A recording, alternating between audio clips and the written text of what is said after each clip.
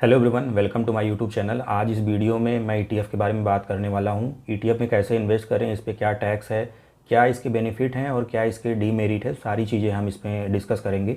Video में पूरा बने रहिएगा, पूरा लास्ट तक देखेंगे तब आपको समझ में आएगा। अगर अच्छा लगेगा तो लाइक करिएगा एंड सब्सक्राइब करिएगा, शेयर करिएगा, कमेंट भी करना ना भूलिएगा। तो मैं आपको सारी चीज़ें समझाऊँगा, स्क्रीन पर लेकर चलूँगा कि एक्चुअली ईटीएफ कैसे वर्क करता है।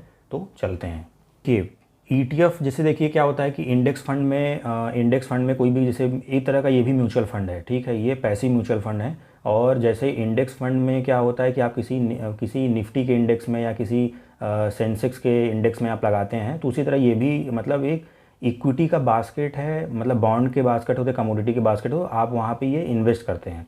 ठीक है, तो जैसे मान लीजिए कि अगर निफ्टी 50 है तो आप जो है, अगर मान लीजिए अगर आप स्टॉक नहीं खरीदना चाहते हैं, आपको पता नहीं कैसे हम इसको सेलेक्ट करें, तो आप निफ्टी 50 का ईटीएफ ले सकते हैं। और इसी तरह जो है सेंसेक्स में भी है। सेंसेक्स में भी 30 कंपनीज़ होती हैं। अगर 30 कंपनीज़ में अगर आप इन्वेस्ट करना चाहते हैं, अगर आपको लगता है कि आपको स्टॉक में पिक करने में प्रॉब्लम होगी या फिर कहीं ऐसा ना कोई गलत स्टॉक पिक कर ले, तो सबसे बढ़िया है कि आप ईटीएफ में इन्वेस्ट कर सकते हैं। तो आप जो है सेंसेक्स, जो भी ईटीएफ सेंसेक्स का ईटीएफ होगा वहाँ पर आप इन्वेस्ट कर सकते हैं। और ये सेम बिल्कुल इक्विटी की तरह जो है ये ट्रेड होता है, मतलब आपका 9:30 से लेके 3:30 के बीच में ये आप ट्रेड कर सकते हैं। वो जिस जिस टाइम आप खरीदेंगे, आप ईटीएफ इन्वेस्ट करेंगे, वही आपको एनएबी मिलेगा। म्यूचुअल फंड में क्या होता है कि एट द एंड का आपको एनएबी मिलता है, बट इसमें क्या है कि आप जो है 9:30 से 3:30 के बीच में जो भी आप एनएबी पे ट्रेड करेंगे वो आपको मिल जाएगा। आप उसी दिन खरीद के बेच सकते हैं या फिर आप उसको लॉन्ग टर्म के लिए भी रख सकते हैं। ठीक है भाई, ये एनएससी बीएससी दोनों स्टॉक एक्सचेंज पे ये ट्रेड होते हैं। अगर मैं बात करूं कि टाइप ऑफ इक्विटीज़, तो देखिए इसमें इक्विटीज़ ईटीएफ होते हैं, बॉन्ड ईटीएफ होते हैं, कमोडिटी होती हैं, है ना। उसके बाद आपकी सारी चीज़ें जो है, फिर आपका सेक्टोरल थीम हो गया, जैसे कि बैंक बीज हो गए, आपके ऑटोमोबाइल हो गए, आपके आईटी सेक्टर, तो ये सब थीमेटिक ईटीएफ हैं। इसमें भी आप इन्वेस्ट कर सकते हैं। Nifty automobile, Nifty bank, Nifty health care से रिलेटेड आप इसमें इन्वेस्ट कर सकते हैं। इंडेक्स ईटीएफ भी होते हैं, इंटरनेशनल ईटीएफ जैसे एसएमपी 500 एंड नैस्डैक का भी ईटीएफ अवेलेबल आप देख सकते हैं। उसके बाद जो है बहुत सारे हैं, फिक्स्ड इनकम ईटीएफ है, लिवरेज ईटीएफ, इसको आप पॉज करके आप पढ़ लीजिएगा। ठीक है, उसके बाद हम नेक्स्ट चलते हैं। तो इसमें भी foreign market ETF, inverse ETF, ये सारी चीज़ें ईटीएफ में, आप इसमें भी इन्वेस्ट आप जो है आसानी से कर सकते हैं। अब ये बात आती है कि हम ईटीएफ को एनालिसिस कैसे करें। तो जब भी हम ईटीएफ खरीदने जाएं तो हम मतलब उसका परफॉर्मेंस देखें कि जिस एसेट में आप इन्वेस्ट करने जाते हैं उसका रिस्क क्या है ना, उसका रिटर्न क्या है, वोलेटिलिटी क्या है। हम आगे टिकर टिप से बताएंगे कि कैसे हम इसको एनालिसिस करेंगे। तो आप उसमें पूरा इन्वेस्टमेंट हॉरिजन सब कुछ देख सकते हैं कि पास्ट में परफॉर्म कैसा किया है ये। तो ये सारी चीज़ें। उसके बाद जो है एवोल्यूएटिंग बिड आस्क, क्योंकि देखिए ईटीएफ में आप मतलब जो है बोली लगती है कि मान लीजिए अगर आपने 45,000 रुपये का ईटीएफ खरीदा, तो अब हो सकता है कि वहाँ पे बायर जो है 45,000 में, जिस 45,000 में आप खरीदना चाहते हैं, बट हो सकता है कि वहाँ पे बायर अवेलेबल ना हो। वहाँ पे आपसे वो मतलब डिस्कस करें, मतलब बोली लगाएं कि मैं ये 42,000 पे खरीदूंगा। तो वहाँ पे भी ये चेक करना ज़रूरी होता है कि लिक्विडिटी की प्रॉब्लम है, कि मतलब थोड़ा सा लिक्विडिटी का इशू रहता है यहाँ पे।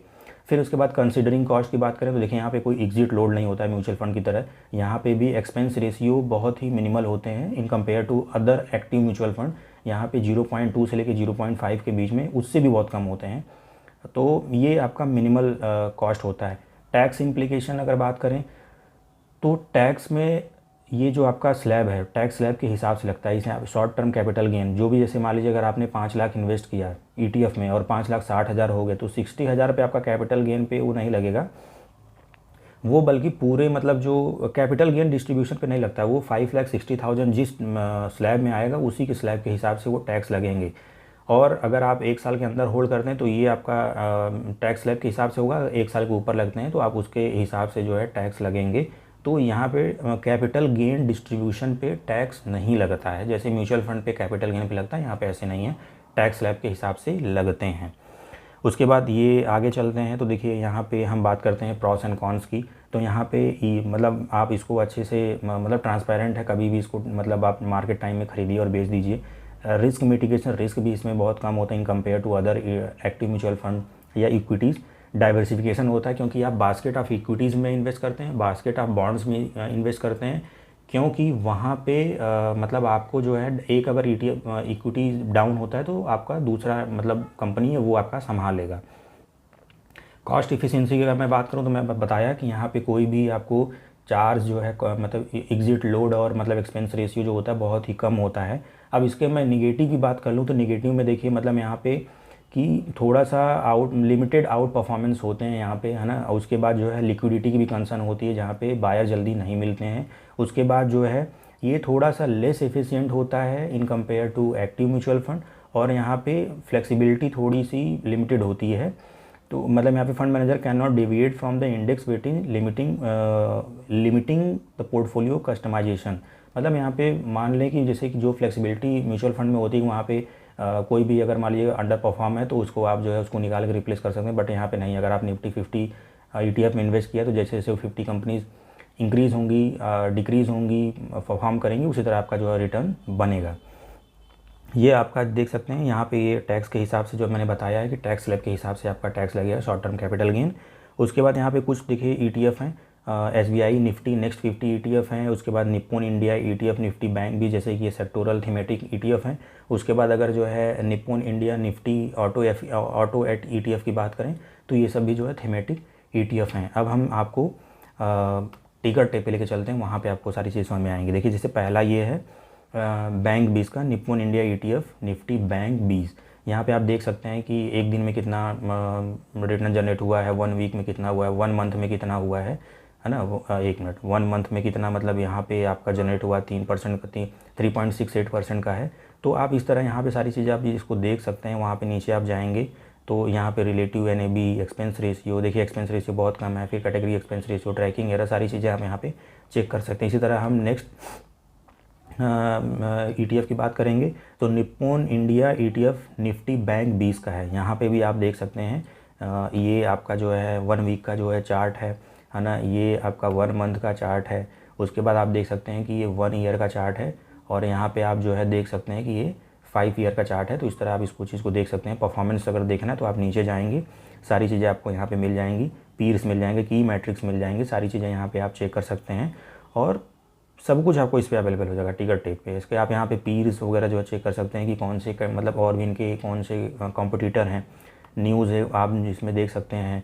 उसके बाद इवेंट्स वगैरह, तो सारी चीज़ें आप इसी तरह आप जो है चेक कर सकते हैं। उसके बाद आप देखिए ऑटो 20, ये भी एक थीमेटिक सेक्टोरल मतलब जो है सेक्टोरल और थीमेटिक जो है ETF है, इसको भी आप चेक कर सकते हैं। तो यहाँ पे 1 मंथ का दिया हुआ है, 1 ईयर का दिया हुआ है, सारी चीज़ें आप यहाँ पे पूरा आपको देखने को मिलेगा, और यहाँ पे सारी चीज़ें आप चेक कर सकते हैं। और मैंने बताया कि मतलब ये इन्वेस्टमेंट लॉन्ग टर्म के लिए आपको अच्छा कैपिटल जनरेट, मतलब जो है आपके कैपिटल पे रिटर्न जो है रिटर्न ऑन इन्वेस्टमेंट देगा, प्रॉफिट जनरेट करेगा लॉन्ग टर्म के लिए। शॉर्ट टर्म के लिए ये नहीं है। In compare to other active mutual fund थोड़ा सा इनका रिटर्न कम होता है, बट अगर आप इसको अगर टेक्निकली अगर आप अच्छे से इसको स्ट्रेटजी फॉलो करते हैं, लॉन्ग टर्म के लिए इन्वेस्ट करते हैं तो ये काफ़ी अच्छा होगा। तो आई होप ये वीडियो आपको समझ में आ गया होगा। अगर कुछ आपको और भी कुछ समझना होगा तो प्लीज़ आप कमेंट करिएगा, मैं और भी वीडियोस बनाऊंगा और मैं नेक्स्ट वीडियो में आप लोगों से मिलूँगा। तब तक लिए आप लोग अपना ख्याल रखें। धन्यवाद।